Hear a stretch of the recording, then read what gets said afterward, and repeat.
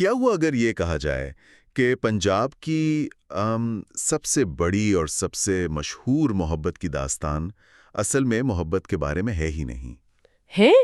یہ تو بہت چونکا دینے والا زاویہ ہے۔ واقعی، کیونکہ کیا یہ ممکن ہے کہ دریائے چناب کے کنارے بانسری بجانے والا وہ لڑکا جسے ہم صدیوں سے محض ایک مجنون یا عاشق کے روپ میں دیکھتے آئے ہیں، وہ در حقیقت 18ویں صدی کا ایک انتہائی قطر باغی تھا؟ ایک ایسا باغی جو اپنے دور کے جبرانہ اور مادی نظام کے خلاف بالکل اکیلا کھڑا ہو گیا تھا۔ صحیح کہا آپ نے۔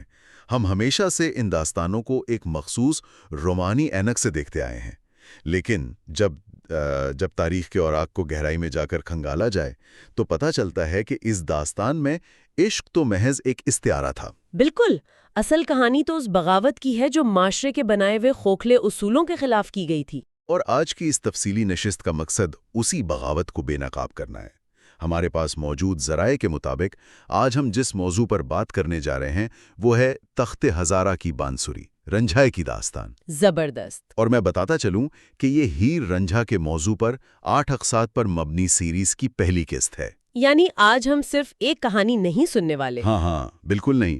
اس پوری سیریز کا مشن صرف ایک روایتی داستان سنانا نہیں ہے، بلکہ ان نفسیاتی پرتوں، اس دور کے معاشی حقائق اور اس سماجی بغاوت کو کھوجنا ہے جن پر عام طور پر بات نہیں کی جاتی، جو کہ اکثر نظر انداز کر دیے جاتے ہیں۔ صحیح۔ تو آج کی اس پہلی اور تفصیلی قسط میں ہمارا مرکز داستان کا آغاز، وارث شاہ کا قلم، تخت ہزارہ کا مخصوص معاشرتی ڈھانچہ اور رنجھائی کا وہ کٹھن سفر ہوگا جس نے پنجاب کی تاریخ کا رخ ہی موڑ دیا۔ چلیں ذرا اس بات کی تہہ تک پہنچتے ہیں۔ محض ایک لڑکے اور لڑکی کی محبت کی داستان لکھی تھی؟ ہرگز نہیں۔ اچھا، تو پھر اس کا اصل مقصد کیا تھا؟ دیکھیں، جب ہم 18ویں صدی کے پنجاب کے حالات کا جائزہ لیتے ہیں تو وارث شاہ کا کردار ایک عام شاعر سے بہت بڑا نظر آتا ہے۔ وہ صرف ہیر نہیں لکھ رہا تھا۔ تو کیا وہ پورے معاشرے پہ تنقید کر رہا تھا؟ بالکل، وہ دراصل پورے پنجاب کا دکھ، اس کا درد اور اس کی پابندیوں کا نوحہ لکھ رہا تھا۔ اس کی کہانی کا ہر کردار معاشرے کی کسی نہ کسی طبقے کی نمائندگی کر رہا تھا۔ مجھے وارث شاہ کے قلم کی اس حکمت عملی پر بات کرنی ہے۔ ہم جانتے ہیں کہ اس دور میں قاضی، مولوی اور جاگیردار کا ایک بہت مضبوط گٹھ جوڑ تھا۔ صحیح کہا، اور اگر کوئی عام آدمی ان کے خلاف بولتا تو اس کا انجام بہت برا ہو سکتا تھا۔ تو کیا ہم یہ کہہ سکتے ہیں کہ وارث شاہ نے اپنے دور کے ایک انویسٹیگیٹو جرنلسٹ کا کردار ادا کیا؟ یعنی اس نے ایک طرح سے ٹروجن ہارس والی ٹیکنیک استعمال کی۔ ٹروجن ہارس، مجھے آپ کی یہ تشبیہ بہت پسند آئی۔ ہاں، مطلب اس نے اپنی کڑی سماجی تنقید کو ایک انتہائی دلکش اور رومانی داستان کے لبادے میں چھپا کر معاشرے کے اندر داخل کر دیا۔ ایک ایسی داستان جسے لوگ گائیں، سنیں اور لاشعوری طور پر اس تنقید کو بھی ہضم کر جائیں۔ یہ ٹروجن ہارس والی تشبیہ اس صورتحال کی بالکل درست اور مکمل عکاسی کرتی ہے۔ وارث شاہ دراصل اپنے عہد کا پوسٹ مارٹم کر رہا تھا۔ کیسے؟ اس نے ڈائریکٹلی تو کچھ نہیں کہا تھا نا۔ ہاں، اس نے سیدھے الفاظ میں یہ نہیں کہا کہ جاگیرداری نظام ظالم ہے یا مذہب کے ٹھیکیدار منافق ہیں۔ اس کے بجائے اس نے قاضی کا کردار تخلیق کیا جو رشوت لے کر فیصلے بدلتا ہے۔ اچھا، یعنی کرداروں کے ذریعے اس نے اصل چہرے بے نقاب کیے۔ بالکل، اور پھر اس نے ہیر کے چاچا قائدوں کا کردار بنایا، جو اس نام نہاد خاندانی عزت کی علامت ہے، ایک ایسی عزت جو عورت کی جان لینے سے بھی دریغ نہیں کرتی۔ واقعی یہ بہت گہرائی والی بات ہے۔ اس نے ان بوسیدہ رسموں، جھوٹی عزت اور عورت کو محض ایک جائیداد یا خاندانی ملکیت سمجھنے والے نظام کو بالکل ننگا کر کے رکھ دیا۔ تو ہم یہ کہہ سکتے ہیں کہ یہ ایک ایسی بغاوت تھی جو بانسری کی میٹھی دھنوں میں لپیٹ کر پیش کی گئی تھی۔ صحیح، اور اس بغاوت کا نقطہ آغاز بنتا ہے تخت ہزارہ۔ اب ہم اس رومانی اور فکری بحث سے نکل کر ذرا زمینی حقائق کی طرف آتے ہیں۔ دریائے چناب کے کنارے آباد یہ علاقہ تخت ہزارہ کوئی عام گاؤں نہیں تھا۔ بالکل نہیں، یہ اس وقت کی معاشی، زرعی اور سیاسی طاقت کا ایک بہت اہم مرکز تھا۔ وہاں زندگی کا محور صرف اور صرف زمین، مویشی اور طاقت تھی۔ جس کے پاس جتنی زمین، اس کی اتنی ہی عزت۔ یہاں بات واقعی بہت دلچسپ ہو جاتی ہے۔ وہ کیسے؟ کیونکہ پنجاب کا وہ زرعی معاشرہ اس اصول پر چلتا تھا کہ انسان کی وقار اس بات سے ماپی جائے گی کہ وہ کتنا رقبہ کنٹرول کرتا ہے اور اس کے پاس کتنی گائیں اور بھینسیں ہیں۔ ہاں، اور اسی سخت گیر مادی ماحول کے عین وسط میں ہمارا تعارف دھیدو رنجھا سے ہوتا ہے۔ دھیدو رنجھا، جو کہ رنجھا کا اصل نام تھا، صحیح۔ ایک ایسا نوجوان جس کے لیے ان تمام مادی چیزوں کی یعنی زمین اور جائیداد کی کوئی اہمیت نہیں تھی۔ رنجھا کا اپنی خاندانی زمینوں کے جھگڑوں، طاقت اور وراثت میں مکمل طور پر دلچسپی نہ لینا اسے باقی سب سے الگ کرتا ہے۔ وہ ایک طرف درخت کے نیچے بیٹھا بانسری بجاتا رہتا ہے، جبکہ اس کے ارد گرد زمین کے حصول کی اندھی دوڑ لگی ہوئی ہے، اور اس دور میں وہ حصہ لینے سے انکار کر دیتا ہے۔ اسے اپنے دور کا ایک غیر روایتی اور مادی خواہشات سے آزاد انسان کہا جاتا ہے، جسے آج ہم اینٹی مٹیریلسٹ کہہ سکتے ہیں۔ لیکن ایک منٹ، ذرا اس پر ہم تنقیدی نگاہ ڈالتے ہیں۔ ضرور۔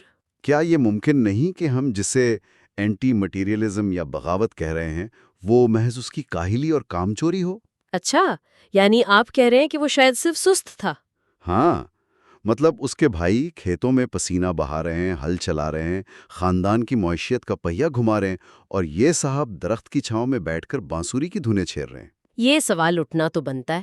تو کیا وہ واقعی ایک باغی تھا یا محض ایک ایسا شخص جو ذمہ داریوں سے بھاگ رہا تھا اور دوسروں کی کمائی پر پل رہا تھا؟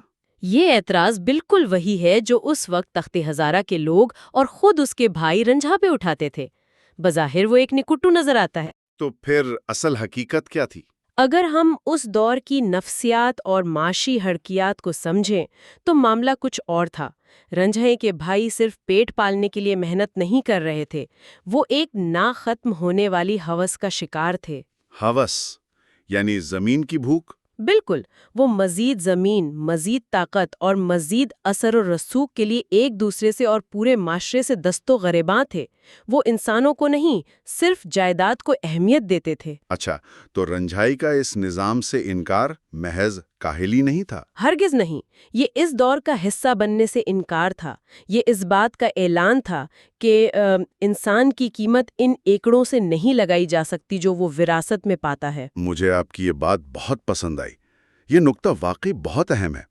یعنی وہ زمین میں ہل چلانے سے انکاری نہیں تھا، وہ اس استحصالی نظام کا پرزہ بننے سے انکاری تھا، جہاں انسان کی کوئی وقات نہیں۔ اور یہی بات معاشرے کے لیے سب سے زیادہ خطرناک ہوتی ہے۔ صحیح۔ جب ہر کوئی دولت کے پیچھے بھاگ رہا ہو اور ایک شخص کھڑا ہو کر کہے کہ مجھے یہ سب نہیں چاہیے، تو وہ شخص اس پورے مادی نظام کے وجود پر ایک سوالیہ نشان بن جاتا ہے۔ اور یہی وجہ ہے کہ خاندان کے اندر ایک شدید تصادم ناگزیر ہو گیا، اور یہ تصادم سب سے پہلے اس کے گھر کی چار دیواری سے شروع ہوا۔ خاص طور پر رنجھائی کے والد موجو چودھری کی وفات کے بعد۔ ہاں، ان کی وفات کے بعد یہ کشمکش اپنے عروج پر پہنچ گئی۔ بھائیوں نے چالاکی سے زرخیز زمین اپنے پاس رکھ لی اور رنجھائی کو بنجر زمین دے دی۔ وہ شاید چاہتے تھے کہ رنجا اس ناانصافی پر چیخے، لڑے۔ بالکل، کیونکہ وہ اسی زبان کو سمجھتے تھے، جھگڑے اور لالچ کی زبان۔ لیکن رنجھائی نے وہ بنجر زمین بھی مسکرا کر قبول کر لی۔ حیرت انگیز بات ہے۔ اس کے اس رد عمل نے، یا یوں کہہ لے کہ رد عمل نہ دینے نے، اس کے بھائیوں کو مزید مشتعل کر دیا۔ کیونکہ وہ ایک ایسا شخص تھا جسے خریدا نہیں جا سکتا تھا، جسے زمین کا لالچ دے کر کنٹرول نہیں کیا جا سکتا تھا، اور یہ بات اس کے خاندان کو اندر سے کھا رہی تھی۔ پھر باری آتی ہے بھابھیوں کی۔ ہاں، روزمرہ کا طنز، تانے اور ذلت آمیز رویے۔ گھر کی عورتیں جو بذات خود اس پدر شاہی اور مادی نظام کا حصہ بن چکی تھیں، وہ بھی رنجھائی کے اس طرز زندگی کو برداشت نہیں کر پا رہی تھیں۔ وہ اسے روز یاد دلاتی تھیں کہ اس کی معاشرے میں کوئی حیثیت نہیں ہے۔ اگر ہم اسے بڑی تصویر کے ساتھ جوڑ کر دیکھیں تو یہ بھابیاں محض چند غصے والی عورتیں نہیں تھیں۔ تو وہ کس چیز کی نمائندگی کر رہی تھی؟ وہ اس پورے سماجی ڈھانچے کی نمائندہ تھیں جو یہ طے کرتا ہے کہ ایک کامیاب مرد کیسا ہونا چاہیے۔ وہ اس نظام کا بھونپو تھیں جو ہر اس شخص کو بے عزت کرتا ہے جو ان کے طے کیے شدہ مادی پیمانوں پر پورا نہ اترے۔ صحیح۔ جب کوئی فرد اس نظام سے بغاوت کرتا ہے تو یہ نظام اسے جسمانی طور پر ختم کرنے سے پہلے اس کا جذباتی استحصال کرتا ہے تاکہ وہ خود ہی ٹوٹ کر ہار مان لے۔ اور وہ جذباتی استحصال ایک رات اپنے نقطۂ عروج پر پہنچ جاتا ہے۔ مسلسل تانوں، طنز اور بے توقیری کے ماحول میں ایک جملہ ایسا کہا گیا جس نے صدیوں کی تاریخ لکھ دی۔ وہ کیا جملہ تھا؟ رنجھائے کو کہا گیا، اگر اتنا ہی شوق ہے بانسری کا تو جا کہیں اور جا کر بجا، جا اور جا کر سیالوں کی ہیر بے آلہ اگر اتنی ہی قابلیت ہے۔ او بھائی، یہ محض ایک تانا نہیں تھا، یہ رنجائے کے وجود پر کیا گیا سب سے گہرا وار تھا۔ بالکل، یہ ایک مکمل جلا وطنی کا اعلان تھا۔ جب انہوں نے کہا کہ جا کر کہیں اور بانسری بجا تو اس کا مطلب تھا کہ اس گھر میں، اس نظام میں تمہاری روح کی، تمہارے فن کی اور تمہاری اصل پہچان کی کوئی جگہ نہیں ہے۔ جاتے ہیں انسان اپنا گھر تب نہیں چھوڑتا جب محض لکڑی کے دروازے بند کر دیے جائیں۔ صحیح بات ہے۔ دروازوں کو تو دھکا دے کر کھولا جا سکتا ہے، لیکن انسان اس وقت اپنا گھر، اپنا سب کچھ چھوڑ دیتا ہے جب دلوں کے دروازے بند ہو جائیں۔ رنجھائی نے محسوس کر لیا کہ تخت ہزارہ کی وہ مٹی جس سے وہ محبت کرتا تھا اب اس کے لیے اجنبی ہو چکی ہے۔ اس رات کی خاموشی کا تصور کیا جا سکتا ہے۔ وہ ایک ایسا لمحہ تھا جب ایک انسان اپنے پورے ماضی کو کاٹ کر پھینکنے کا فیصلہ کر رہا تھا۔ وہ رات دراصل ایک پرانے رنجھائی کی موت اور ایک نئے رنجھائی کی پیدائش کی رات تھی۔ جب کوئی شخص اپنے ارد گرد کے لوگوں کی منافقت اور مادیت پرستی سے مکمل طور پر مایوس ہو جاتا ہے تو پھر وہ خاموشی اختیار کر لیتا ہے۔ اس نے کوئی جھگڑا نہیں کیا نا؟ کوئی جھگڑا نہیں کیا، کوئی انتقام نہیں لیا، اس نے بس وہ جگہ ہمیشہ کے لیے چھوڑ دینے کا فیصلہ کیا۔ اور پھر وہ صبح طاری ہوئی جس نے تخت ہزارہ کو تاریخ میں تو امر کر دیا لیکن ہمیشہ کے لیے ویران بھی کر دیا۔ رنجھا وہاں سے نکل پڑا۔ اس کے پاس کیا تھا؟ کچھ بھی تو نہیں۔ نہ کوئی لشکر، نہ سواریاں، نہ مال و اسباب، اور حیران کن طور پر کوئی طے شدہ منزل بھی نہیں۔ وہ بس اس گھٹن سے نکلنا چاہتا تھا۔ اس کی کل کائنات اس کی بانسری تھی اور سینے میں ایک ٹوٹا ہوا دل جو اس مادی دنیا کی حقیقت جان چکا تھا۔ یہاں سب سے حیران کن بات یہ ہے کہ رنجھا اس وقت یہ بالکل نہیں جانتا تھا کہ اس کے قدم اسے کس طرف لے جا رہے ہیں۔ ہاں، وہ کسی طے شدہ رومانس کی تلاش میں تو نہیں نکلا تھا۔ بالکل نہیں۔ اسے معلوم نہیں تھا کہ یہ سفر محض ایک گاؤں سے دوسرے گاؤں تک کی ہجرت نہیں، بلکہ یہ تو تاریخ کی سب سے لافانی داستان کی طرف اٹھنے والے قدم ہیں۔ وہ بے خبر تھا کہ بہت جلد اس کا سامنا ایک ایسی عورت سے ہونے والا ہے جو اس کی اس بغاوت کو، اس کی اس بانسری کی دھن کو ایک نیا اور ابدی مطلب دے دے گی۔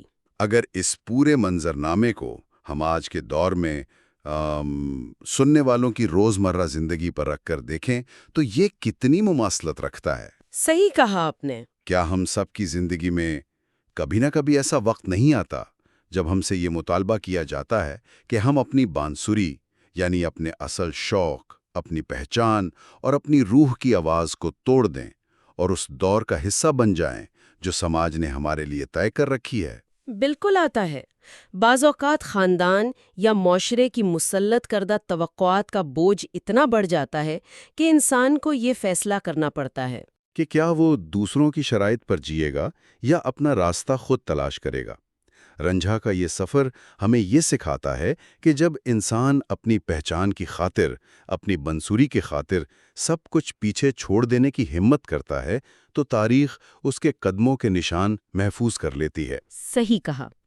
ہم سب کے اندر ایک ایسا تخت ہزارہ موجود ہوتا ہے جو ہمیں مادی تحفظ فراہم کرتا ہے، لیکن وہ اس تحفظ کی قیمت ہماری روح اور ہماری آزادی کی صورت میں وصول کرتا ہے۔ یہ بڑی گہری بات کی آپ نے۔ اکثر لوگ اس خوف سے تخت ہزارہ نہیں چھوڑتے کہ آگے کیا ہوگا۔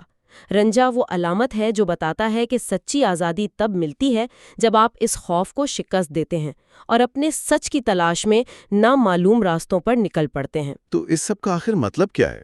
اگر آج کی اس تفصیلی گفتگو کا ہم نچوڑ نکالیں تو بات صرف ایک لڑکے کے غصے میں آ کر گھر چھوڑنے کی نہیں ہے۔ ہرگز نہیں۔ یہ دراصل بوسیدہ رسم و رواج، اندھی مادیات پرستی اور خاندانی دباؤ کے خلاف ایک انسانی جذبے کی عظیم بغاوت کا نقطۂ آغاز ہے۔ وارث شاہ نے اس داستان کے ذریعے ہمیں یہ دکھایا کہ جب معاشرہ انسان کو محض ایک پیداواری مشین سمجھنے لگے اور اس کے جذبوں کی کوئی قدر نہ رہے تو پھر بغاوت ناگزیر ہو جاتی ہے۔